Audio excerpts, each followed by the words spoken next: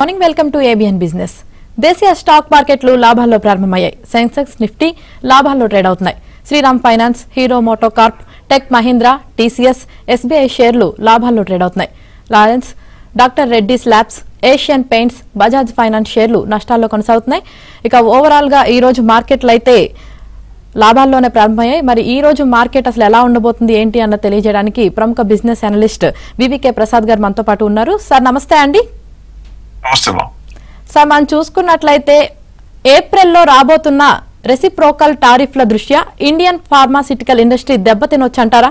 అంటే ప్రస్తుతం ఉన్న రిజల్ట్స్ ప్రకారం ఫార్మాసిటికల్ ఇండస్ట్రీలో బాగా తక్కువ ధరలో లభ్యమవుతున్న మంచి షేర్లు ఏవి అంటే ఏం చెప్తారు? మొట్టమొదటి మనం చూడాల్సింది ఏంటంటే ఫార్మాసిటికల్ ఇండస్ట్రీ దెబ్బతింటుందా అంటే మొట్టమొదట మనం ఊహ చేయాలి. ట్రంప్ విధించబోయే టారిఫ్ల మూలంగా ఫార్మాస్యూటికల్ ఇండస్ట్రీకి దెబ్బతింటారా అంటే మనం గతంలో కూడా ఒకసారి చెప్పడం జరిగింది. ఇండియన్ ఫార్మాస్యూటికల్ ఇండస్ట్రీ అమెరికాలో ప్రొడ్యూస్ చేసేటువంటి మల్టీనేషనల్స్ ప్రొడ్యూస్ చేసేటువంటి ఫార్మాస్యూటికల్స్ తో పోలిస్తే దాదాపుగా 10% కాస్ట్ ఇస్తారు, మాక్సిమం 20% కాస్ట్. అంటే ఎక్కడ $100 బదులుగా $10, $20 కన్నా ఎక్కువ ఉండవు ఇండియన్ ఫార్మాస్యూటికల్స్. అందువల్ల ఒకవేళ కనుక టారిఫ్లు విధించి 25% వేస్తానని ట్రంప్ గారు వేస్తే కూడా $20 వల్ల 25, 10 వల్ల 12.5 అవుతుంది తప్పితే 100కి చేరే అవకాశం ఉండదు. అందువల్ల లోకల్ గా ఉండే ప్రొడ్యూసర్ కొద్దిగా ధర ఎక్కువైందని గింజుకున్నా భరిస్తారే తప్పితే ఫార్మాస్యూటికల్స్ కి డిమాండ్ వచ్చేది తక్కువ. కాకపోతే సెంటిమెంటల్ గా మాత్రం అలా టారిఫ్ విధించారు అనగానే స్టాక్ మార్కెట్ లో ఫార్మాస్యూటికల్ షేర్లు అమెరికాకి ఎక్స్పోర్ట్ చేసే కంపెనీలు పడిపోతాయి. అందువల్ల ఇటువంటి పరిస్థితుల్లో ఇన్వెస్టర్లు ఏం చేయాలంటే ఫార్మాస్యూటికల్ ఇండస్ట్రీలో షేర్లో ఇన్వెస్ట్మెంట్ ఆల్రెడీ ఉన్నా ఒకవేళ పెడదాం అనుకున్నా కానీ నా రిక్వెస్ట్ వల్ల వీలైనంత వరకు పెద్ద కంపెనీలే కొనండి. ఎందుకంటే చిన్న కంపెనీలు కనుక కొని అందులో ఉన్న 2, 3 ప్రొడక్ట్సే మెయిన్ గా వాళ్ళకి మెయిన్ వాల్యూమ్ అయిపోయి అది మొత్తం అమెరికాకి వెళ్ళిపోతుంటే ఇలా ప్రొడక్షన్ మీద టారిఫ్ వేశారంటే విపరీతంగా పడిపోతాయి. అందువల్ల నేను వాళ్ళు ఏం చేస్తానంటే ఫార్మాస్యూటికల్స్ చెప్పేటప్పుడు కూడా 2 భాగాలుగా విభజించి చెప్తాను. 20,000 కోట్ల కన్నా మార్కెట్ క్యాప్ ఎక్కువ ఉన్న ఫార్మాస్యూటికల్ షేర్స్ ఎన్నో చూసి అందులో ప్రస్తుతం ఉన్న రిజల్ట్స్ ప్రకారం చూస్తే అంటే టారిఫ్లు రావు అనుకుంటే 30% కన్నా ఎక్కువ గ్యాప్ ఉన్నది. అంటే ప్రైస్ తో పోలిస్తే బాగా డిస్కౌంట్ లో ట్రేడ్ అవుతున్న షేర్లు ఏంటో ప్రజెంట్ చేసే ప్రయత్నం చేస్తున్నాను. ఇక్కడ మీరు ఇంకా కొద్దిగా జాగ్రత్తగా ఆలోచించాలంటే నేను చూపించిన సేల్స్ డిఫరెన్స్ నుండి ప్రాఫిట్ లో కూడా లాస్ట్ 2024 డిసెంబర్ చూస్తే పెరుగుదల ఉన్న కంపెనీలు కొనుక్కుంటే ఇంకా కొద్దిగా స్థిమితంగా ఉంటారు. అలా కాకుండా ప్రాఫిట్ లేకపోయినా కొంటానంటే కొద్దిగా రిస్క్ ఉంటుంది. సో ఒకసారి మీరు ఇప్పుడు స్క్రీన్ మీదనే కానీ ఒక డేటా చూస్తున్నట్లయితే నేను చేసింది ఏంటంటే ఫార్మాస్యూటికల్ ఇండస్ట్రీ పెట్టాను. అందులో మొట్టమొదటి అన్నిటికన్నా బాగా స్కోప్ ఉన్నది కనపడుతుంది జైడస్ లైఫ్. 20,000 కోట్ల కన్నా మార్కెట్ క్యాప్ ఎక్కువ ఉన్న కంపెనీలు చూపించమంటే 910 ఉంటే $1,376 దాకా చేరే ఛాన్స్ ఉంది. తర్వాత మ్యాన్ కైండ్ ఫార్మా కూడా బాగానే ఉన్నట్లుగా కనపడుతున్నా అది రేటు తగ్గింది కాబట్టి అట్రాక్టివ్ అయింది. కానీ లాస్ట్ క్వార్టర్ లో చూస్తే ప్రాఫిట్ పెద్దగా పెరగలేదు. లాస్ట్ క్వార్టర్ అంటే లాస్ట్ 12 months చూస్తే ట్రైలింగ్ 12 months. ఆ తర్వాత మనకి తెలుగు వాళ్ళ కంపెనీ అయిన డాక్టర్ రెడ్డి ల్యాబొరేటరీస్ అయితే దాదాపుగా 47% ఉంది. కొద్దిగా ప్రాఫిట్ కంప్రమైజ్ అయినా స్టిల్ పాజిటివ్ లోనే ఉంది. తర్వాత ఎప్కా ల్యాబ్స్ అయితే బ్రహ్మాండంగా 2.26% సేల్స్ పెరిగితే 8% ప్రాఫిట్ పెరిగింది. అందులో 46%. ఆ తర్వాత ఆల్కెమ్, ఆ తర్వాత సువెన్ ఫార్మా, ఆ తర్వాత లూపెన్, టారెంట్ ఫార్మా, సన్ ఫార్మా, ఇన్ని కంపెనీలన్నీ కూడా ఫార్మాస్యూటికల్ ఇండస్ట్రీలో 20,000 కోట్ల కన్నా ఎక్కువ ఉండి 30% కన్నా ఎక్కువ ఉన్న కంపెనీలు ఇవ్వడం జరిగింది. కాకపోతే అందరూ అడుగుతూ ఉంటారు మా కంపెనీలు ఇందులో కవర్ కాలేదండి అనుకుంటారనే ఉద్దేశంతో ఇంకొక లిస్ట్ కూడా ఇస్తున్నాను. అందులో నేను చేస్తున్నట్టే 10% నుంచి మిగిలిన ఏ కంపెనీ కూడా నా ఉద్దేశం ప్రకారం ఫార్మాస్యూటికల్స్ ఇప్పుడు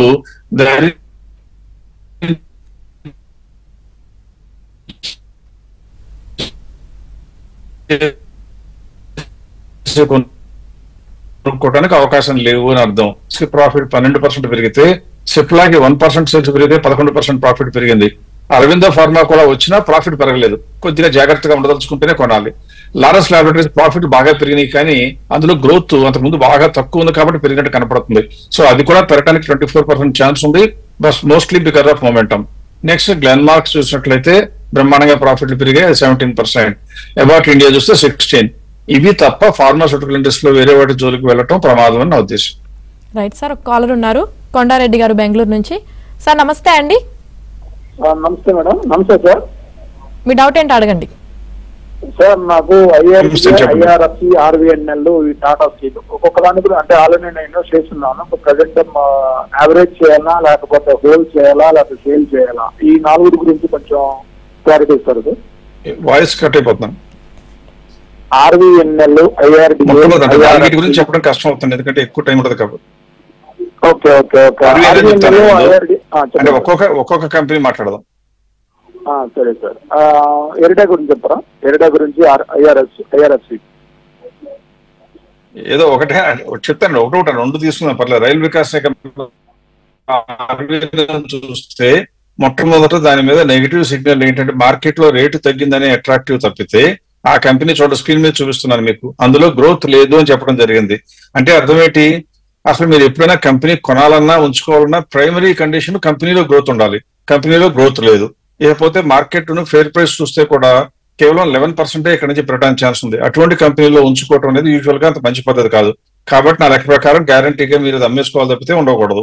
ఇంకోటి ఏం చెప్పారంటే ఐఆర్డీనా? ఐఆర్డీ అండి. ఐఆర్డీ అండి. ఇంకోటి కూడా ఏదో చెప్పారు, ఇంకో కంపెనీ కూడా చెప్పారండి టాటా స్టీల్. టాటా స్టీల్ కూడా చూడండి, మెటల్స్ లో ఎప్పటి నుంచో ఇబ్బందుల్లో ఉన్న కంపెనీలు. అంటే ఇలాంటి కంపెనీలు కొనాలి అంటే చాలా బ్రేవ్ హార్ట్ అంటాం, అంటే చాలా గుండె ధైర్యం ఎక్కువ ఉన్నాడు, నిబ్బరం ఎక్కువ ఉన్నాడు, డబ్బులు ఎక్కువ ఉన్నాడు, చేయాల్సిన పనులు మీరు చేశారు. ఎందుకంటే టాటా స్టీల్ ఈ మధ్య కాలంలో పెరిగింది కారణం ఏంటంటే మెటల్స్ అంతకుముందు డౌన్వర్డ్ ట్రెండ్ అంతా అయిపోయిందని. కానీ ఈ కంపెనీలో లాభాలు పెరుగుతున్నాయో లేదో మీరే స్క్రీన్ మీద చూస్తే 1% ప్రాఫిట్ ఉంది. అది కూడా అంతకుముందు 1.25 ఉంటే 1.15 పడిపోయింది. గ్రోతే లేని కంపెనీ ఇది. నా లెక్క ప్రకారం చూస్తే ఇప్పటికే ఓవర్ ప్రైస్, అంటే ఈ ఇంత మార్కెట్ తగ్గిపోయినప్పుడు కూడా ఓవర్ ప్రైస్ ఉన్న అతి కొద్ది షేర్ లో టాటా స్టీల్ ఒకటి. నా అంచనా ప్రకారం టాటా స్టీల్ ఉండకూడదు, ఆర్వీఎన్ఎల్ ఉండకూడదు, 2 కూడా వదిలించుకోవడం మంచిది తప్పితే అందులోనే ఇంకా ఎక్కువ కాలం ఉండటం నా లెక్క ప్రకారం అంత మంచిది కాకపోవచ్చు. రైట్ సార్, ఇంకొక కాలర్ ఉన్నారు విశాఖపట్నం నుంచి కుమారి గారు. కుమారి గారు హలో మేడం, నమస్తే. నమస్తే అండి. వివికే ప్రసాద్ గారు ఉన్నారు, మీ డౌట్ ఏంటో అడగండి. Okay sir, good morning sir. Good morning అమ్మా. అశోక బిల్డికాను ప్రజెంట్ ఎంటర్ అవ్వచ్చు సార్. ఇంకొకటి పనాసియా బయోటెక్ 50 ఉన్నాయి సార్, కంటిన్యూ చేయాలి. ఒకటమ్మా నా రిక్వెస్ట్ ఏంటంటే ఎప్పుడైనా సరే నేను గనక క్వశ్చన్స్ తీసుకుంటుంటే ఇన్వెస్టర్స్ దగ్గర నుంచి మీరు కొన్న రేటు మీరు చెప్తారు మీ ఆసక్తి గురించి, మీ యొక్క ఇంట్రెస్ట్ గురించి, కానీ అది మార్కెట్ పరిగణించదు. అలాగే నేను కూడా కంపెనీ గురించి ఒపీనియన్ చెప్పాలంటే మీరు కొన్న ప్రైస్, కొన్న క్వాంటిటీ అనేది ఖచ్చితంగా అప్రస్తుతం కావాలి. దాని గురించి నేను మాట మార్చకూడదు, ఒపీనియన్ మార్చుకోకూడదు. అందువల్ల దానికి నేను పెద్దగా వాల్యూ ఇవ్వను. మీరు అడిగిన 2 కంపెనీలు అశోక బిల్డ్కాన్ చూపిస్తుంటే ఇప్పుడే స్క్రీన్ చూపిస్తున్నాను. వాళ్ళు చూస్తే అది నో గ్రోత్, అంటే గ్రోత్ లోనే లేదు. గ్రోత్ లో ఎందుకు లేదు అంటే సేల్స్ కనుక చూస్తే తగ్గింది. అందువల్ల మనకి ఏం చేయాలి, ఎప్పుడు కూడా ఇందులో కూడా ప్రాఫిట్ వెనక్కి రావడం మూలంగా, ఎక్సెప్షనల్ ఐటమ్ రావడం మూలంగా వచ్చింది తప్పితే అదర్వైజ్ రేట్ పెరగడానికి అవకాశం ఉన్నట్టు కనపడుతున్నా బాగా తక్కువ ఉంది కాబట్టి పెరిగే అవకాశం ఉంది. కానీ అదర్వైజ్ ఈ కంపెనీ కొనడానికే నా లెక్క ప్రకారం వీలు కాదు, కొనకూడదు. ఒకవేళ కొనుక్కుని ఉంటే మాత్రం ఇంకా కొంతకాలం వెయిట్ చేసి, ఎందుకంటే మార్కెట్ పడిపోయిన తర్వాత రికవరీ ప్రస్తుతం జరుగుతున్న పరిణామాలే కనుక చూస్తుంటే అమెరికాలో ఉన్న ఇన్వెస్టర్ స్టాక్ మార్కెట్ పడటంతో అక్కడ ప్రస్తుతం ఏం చేస్తున్నారు, అమెరికన్ మార్కెట్ మొదలు ఉంటాయి, అందులో ఉన్న డబ్బులు కూడా తీసేద్దామని చూస్తున్నారు. అలా జరిగినప్పుడు ఇండియాకి రాక తప్పదు, ఎందుకంటే ఇండియా ఒకటే రైజింగ్ ట్రెండ్ లో ఉంది మొత్తం ఎకానమీ పరంగా చూస్తే. అలా వస్తే పెరగాలి తప్పితే అదర్వైజ్ అశోక బిల్డ్కాన్ అనేది నా లెక్క ప్రకారం it's not a good choice. ఇంకోటి పెనాషియా బయోటెక్ అన్నారు మీరు, అది కూడా చూపిస్తాను. పెనాషియా బయోటెక్ మాత్రం ఇది వెరీ గుడ్ కంపెనీ, గ్రోత్ లో ఉంది. కాకపోతే ఇందులో వచ్చిన ఒకే ఒక నెగిటివ్ ఫ్యాక్టర్ ఏంటంటే గ్రోత్ లో ఉన్నాయి ఉంచుకోవచ్చు అంటే మంచి కంపెనీలైనా రేటు సరసంగా ఉంటే ఉంచుకోవాలి, కానీ మరీ బ్రహ్మాండంగా ధర పెరిగిపోతే ఉంచుకోకూడదు. ఈ కంపెనీనే చూడండి, ఫెయిర్ ప్రైస్ ఏమో 344 అయితే ఇది ఆల్రెడీ 430 ఉంది. మంచి కంపెనీనే, మంచి కంపెనీ ఉంచుకోవాలనే ఆలోచన కలగండి. చౌకలో ఉంటే ఉంచుకోండి, ఇంకా పెరగడానికి స్కోప్ ఉంటే ఉంచుకోవాలి. ఇది మంచి కంపెనీ అయినా ఆల్రెడీ ఫుల్లీ ప్రైస్డ్ గా కనపడుతుంది. అందువల్ల నా లెక్క ప్రకారం ఈ 2 కంపెనీలు కూడా మీ పోర్ట్ఫోలియోలో ఉండకూడదు. వదులుకోవడం కష్టంగా ఉంటే ఒక అశోక బిల్డ్కాన్ ఇంకా కొన్ని రోజులు వెయిట్ చేయొచ్చు, కానీ పానేషియా మాత్రం ఖచ్చితంగా అమ్ముకోవాలి. ప్రసాద్ గారు, ఒక కాలర్ ఉన్నారండి హైదరాబాద్ నుంచి, అనంత్ గారు. అనంత్ గారు గుడ్ మార్నింగ్ అండి. గుడ్ మార్నింగ్ అండి. మీ డౌట్ ఏంటో అడగండి. నాకు 2 స్టాక్లు చెప్పండి. KPIT and Ola for long term అండి, కొనుక్కోవచ్చు? కేపీఐటీ టెక్నాలజీస్ అండి. అవునండి. కేపీఐటీ టెక్నాలజీ ఫస్ట్ మీరు లాంగ్ టర్మ్ అనే మాటకి ఒక భాష్యం చెప్పుకోవటం కొద్దిగా మార్చుకోవాలండి. ఎందుకంటే లాంగ్ టర్మ్ అంటే మనం షేర్స్ కొనుక్కుని అందులో డబ్బులు ఇన్వెస్ట్మెంట్ చేసుకుంటే ఆ కంపెనీ కూడా మన కోసం కలకాలం పనిచేస్తారు, మనకు లాభం సంపాదిస్తారనే ఆలోచనకి నేను విరుద్ధం. మీరు విరుద్ధంగా కాదని నేను చెప్పలేను. కానీ ఇక్కడ గమనించాల్సిందంటే ఏ కంపెనీ అయినా కూడా that is an instrument to help you to make money. మనకి కావాల్సినంత డబ్బులు అందులో వచ్చేస్తే పసలేదు అనుకుంటే వదిలేయటానికి మొహమాట పడకూడదు. అంతేగాని ఇంకా క్వార్టర్లో ఇంకా బ్రహ్మాండంగా వస్తున్న ఆశపడుతూ ఉంటే కొన్నిసార్లు కాదు ఎక్కువ సార్లు ఆశాభంగం అవుతుంది. ఇకపోతే కేపీఈటీ చూస్తే ఇప్పటి వరకు చూసిన రిజల్ట్స్ ప్రకారం చూస్తే మీకు స్క్రీన్ మీద ప్రజెంట్ చేస్తూ ఉన్నాను. దాని ప్రాఫిట్లు చూస్తే 11.5% నుంచి బ్రహ్మాండంగా 13.51, అంటే ఎక్కడా వెనక్కి తిరగకుండా పెరుగుతూ వస్తుంది. కాబట్టి కంపెనీ బేషైన కంపెనీ, డౌటే లేదు. మార్కెట్ లో రేటు పడిపోవడం వేరే ఉద్దేశం, కానీ మార్కెట్ లో కంపెనీ మాత్రం ఖచ్చితంగా మంచిది. ఇది ఇవాళ రోజున ఉన్నటువంటి 1266 రూపాయల ప్రైస్ అనుకుంటే, అంటే నిన్నటి వరకు వస్తుంది ప్రైస్ నా దగ్గర. దాని మీద ఇప్పుడు గ్యాప్ చూస్తే 1700 రూపాయలు ఉండాల్సిన కంపెనీ అంటే 34% డిస్కౌంట్ లో ఉంది. ఈ ఒక్క కంపెనీనే కొనుక్కోవాలా వద్దా అని చెప్పండి అని అడిగితే మాత్రం కొనుక్కోవాలి. కానీ దీనికన్నా కూడా మెరుగైన కంపెనీలు సాఫ్ట్వేర్ ఇండస్ట్రీస్ లోనే చాలా ఉంటాయి. కానీ మీరు ఈ కంపెనీ గురించి అడిగారు కాబట్టి ఈ కంపెనీ గురించి చెప్పాను. ఇంకొక కంపెనీ కూడా చెప్పారండి మీరు, కేపీఐటీ కాకుండా ఇంకోటి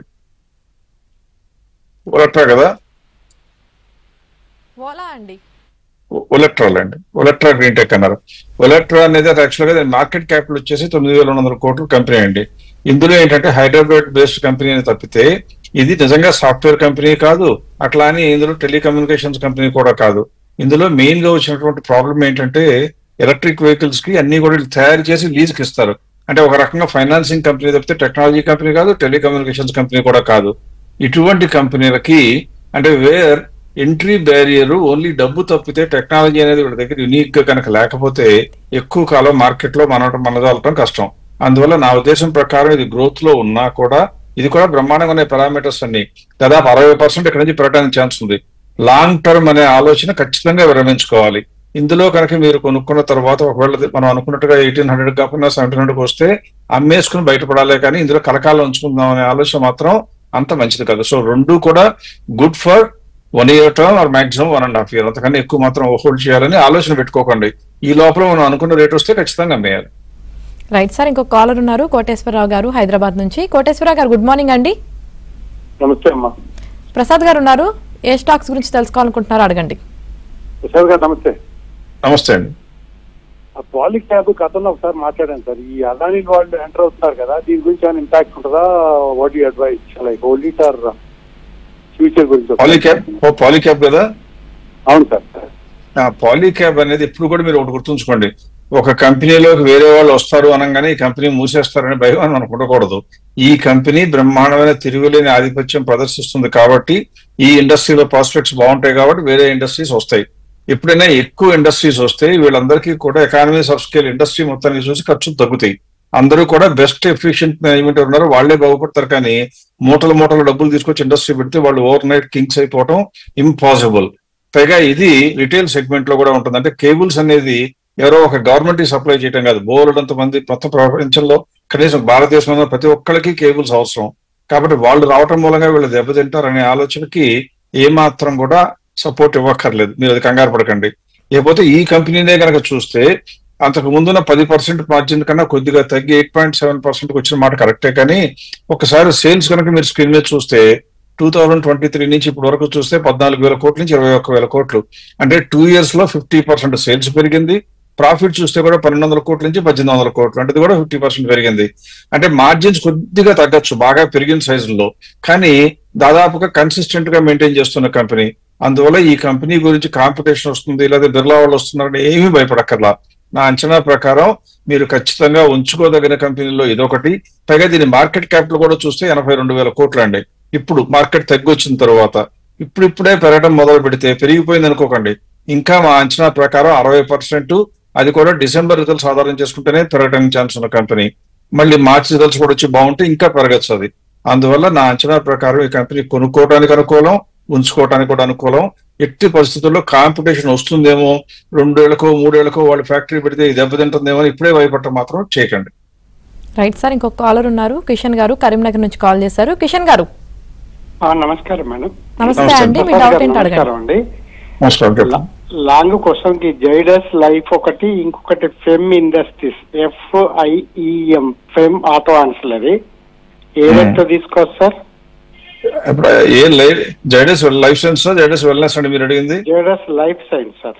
జైడస్ లైఫ్ సైన్స్ ఆల్రెడీ నేను ముందే మనం చెప్పడం జరిగింది. అంటే ఇవాళ రోజున ఫార్మాస్యూటికల్స్ గురించి మాట్లాడుతూ చెప్పాను. అందులో టాప్ లిస్ట్ లో కూడా వచ్చిన కంపెనీ అది ఖచ్చితంగా కొనుక్కోవచ్చు. ఫార్మాస్యూటికల్ ఇండస్ట్రీలో ఉన్నటన్నిటిలో కూడా బాగా స్కోప్ ఉన్న కంపెనీ. అంటే సేల్స్ పెంచుకుంటూ మార్జిన్లు కూడా పెంచుకుంటూ ఎక్కడా తగ్గకుండా మీరు స్క్రీన్ మీద ఉన్న డేటా చూస్తే 11% ఉండే sales margin, net profit margin 21%కి వచ్చింది. ట్రంప్ గారు పాలసీలు వచ్చి ఏదన్నా టారిఫ్ వేసినా కూడా అంతగా దెబ్బ పడటానికి అవకాశం లేని కంపెనీల్లో జైడస్ లైఫ్ సైన్స్ కూడా ఒకటి. అందువల్ల ఇది ధైర్యంగా కొనుక్కోవచ్చు. ఇక రేటు లెవెల్ అడగండి. రేటు లెవెల్ అంటే 2 రోజులకో 3 రోజులకో ట్రేడింగ్ చేసుకోవాలంటే మీరు టెక్నికల్ అనలిస్ట్ రోజు అడిగితే బాగుంటుంది. నేను యూజువల్ గా అటువంటి దానికి చెప్పలేను. నేను చెప్పేదల్లా ఇవాళ రోజు తక్కువలో ఉందా లేదా, మంచి కంపెనీనా కాదా అని చెప్తాం. దాని ప్రకారం చూస్తే మంచి కంపెనీ తక్కువలో ఉంది, ఇక్కడ నుంచి 50% పెరగడానికి ఛాన్స్ ఉంది కాబట్టి ధైర్యంగా కొనుక్కోవచ్చు. ఇంకోటి మీరు ఏదో చెప్పారు, ఫెమ్ ఏదో ఉన్నారండి.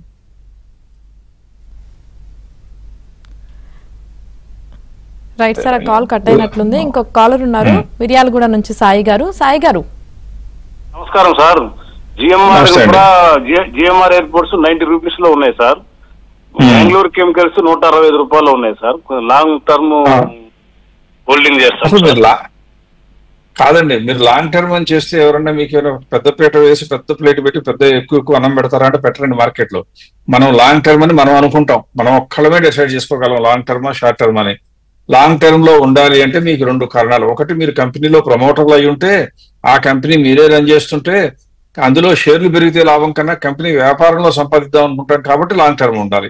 లేకపోతే లాంగ్ టర్మ్ ఉండాలి అంటే అర్థమే లేదు. ఎందుకంటే ఈ కంపెనీలో షేర్లని మనం మన లాభం కోసం కొనుక్కుంటున్నాం తప్పితే ఆ ప్రమోటర్లకి మనం ఇచ్చిన డబ్బులు ఉపయోగపడవు. బికార్ ఆ డబ్బులు ఆల్రెడీ వచ్చేసి పబ్లిక్ ఇష్యూలో వాళ్ళకి. అందువల్ల పబ్లిక్ ఇష్యూలో ఉన్న పబ్లిక్ లో లిస్టెడ్ కంపెనీల్లో లాంగ్ టర్మ్ అనే ఫోకస్ అన్ని సార్లు మంచిది కాదు. అంతకు ముందు నాలెడ్జ్ లేక, ఇన్ఫర్మేషన్ లేక సీక్రెట్ గా ఉండేది కాబట్టి లాంగ్ టర్మ్ లో పెట్టి ఆశపడుతూ ఉండేవాళ్ళు, కానీ ఇప్పుడు ఉండకూడదు. ఇకపోతే జిఎంఆర్ ఎయిర్పోర్ట్స్ గురించి చూస్తే ఈ కంపెనీ గ్రోత్ లో ఉందా అంటే ఎర్రగా పడుతుంది చూడండి పైన స్క్రీన్ పైన. నో గ్రోత్ అంటే ఈ కంపెనీ గ్రోత్ లోనే లేదు. అంటే ఇవాళ గ్రోత్ లో లేదు. మీరు అది ఉంచుకోవాలి. లాంగ్ టర్మ్ అంటే రాబోయే రోజుల్లో గ్రోత్ వస్తుందని, గ్రోత్ వస్తే లాభాలు వస్తాయని, ఆ లాభాలు వస్తే చాలా మంది షేర్లు కొంటారని ఆశల మీద ఆశలు పెట్టుకోవాలి. నా అంచనా ప్రకారం జిఎంఆర్ ఎయిర్పోర్ట్స్ కరెక్ట్ గా చెప్పాలంటే మన భాషలో పూచిక పుల్లతో కూడా అంటుకోవడానికి అనువైన కంపెనీ కాదు. మనలాంటి ఇన్వెస్టర్లకి మనం లాభం సంపాదించుకోవాలి మన డబ్బుల మీద అనుకుంటే మాత్రం నేను కంప్లీట్ గా నో అనే చెప్పవలసి వస్తుంది. లేకపోతే ఇంకోటి జిఎంఆర్ లోనే మీరు ఏమన్నారంటే ఇన్ఫ్రాస్ట్రక్చర్ కాకుండా జిఎంఆర్ ఇన్ఫ్రా కూడా అన్నారు. అది కూడా చూశారనుకోండి, ఆ కంపెనీ అయినా పని గ్రోత్ లో ఉందా అని చూస్తుంటే మీరు స్క్రీన్ మీద ఉన్న డేటా చూస్తే ఫస్ట్ ఏమో ఎరాటిక్, మార్జిన్స్ పెరుగుతాయి పడిపోతాయి గందరగోళంగా ఉంది. రిజల్ట్స్ అన్ని కూడా 5,500 కోట్లు ఉన్న కంపెనీ టర్న్ ఓవర్ ఇప్పుడు కూడా 6,200 కోట్లు దాటలేదు. పైగా మార్జిన్స్ చూస్తే ఇంతకు ముందు మార్జిన్ లో 29-30% ఉన్న ప్రాఫిట్ మార్జిన్ 25%కి వచ్చినాయి. గ్రోత్ లోనే కంపెనీ కొనకూడదు. పని ఒకవేళ ఫెయిర్ ప్రైస్ ఏమన్నా రీజనబుల్ గా ఉందని చూస్తే ఫెయిర్ ప్రైస్ మా లెక్క ప్రకారం 109-110, అది ఆల్రెడీ 108లో ఉంది. సో దీనికి కూడా కొనటానికి సపోర్టింగ్ గా ఒక్క ఆర్గ్యుమెంట్ కూడా లేదు. అన్లెస్ మీకు వాళ్ళు బంధువులు అయితే వాళ్ళకి మీకు పరిచయాలు బాగా క్లోజ్నెస్ గా ఉండి వాళ్ళ కోసం వాళ్ళ కంపెనీ ఇన్వెస్ట్ చేస్తాను అనుకుంటే ఉంచాలి తప్పితే ఇన్వెస్ట్మెంట్ గా ఇన్వెస్టర్ గా అయితే మాత్రం రెండూ కూడా ఉంచడానికి కొనుక్కోవడం కూడా నువ్వులేవు. రైట్ సార్, ఇంకొక కాలర్ ఉన్నారు విజయవాడ నుంచి ఆనంద్ కుమార్ గారు. ఆనంద్ కుమార్ గారు గుడ్ మార్నింగ్ అండి. గుడ్ మార్నింగ్ అండి. మీ డౌట్ ఏంటి అడగండి ప్రసాద్ గారిని. BEML, BF యూటిలిటీ ఈ రేట్ లో కొనుక్కోవచ్చండి. మరి ఒకసారి చెప్తారా? BEML అండి. BEML ఒకటి, ఇంకోటి కూడా చెప్పండి. ఇంకోటి అన్నారు BF యూటిలిటీ అండి.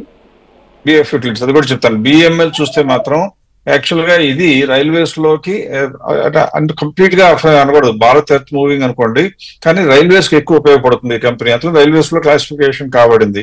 ఈ కంపెనీ విపరీతంగా పడిపోయింది. మీరు చూస్తే స్క్రీన్ మీద ఉన్న రేట్లే చూస్తే 4,000 రూపాయల పైన ఉన్న డిసెంబర్ లో రేట్ ఇప్పుడు పడిపోయి 2,700కి వచ్చింది. అంటే దాదాపుగా 35% వరకు పడిపోయిన కంపెనీ ఇది. పడిపోవడానికి ఏమన్నా రీజన్ ఉందా అని చూస్తుంటే కొద్దిగా రీజన్ కన్నా భయం ఎక్కువ ఉంది.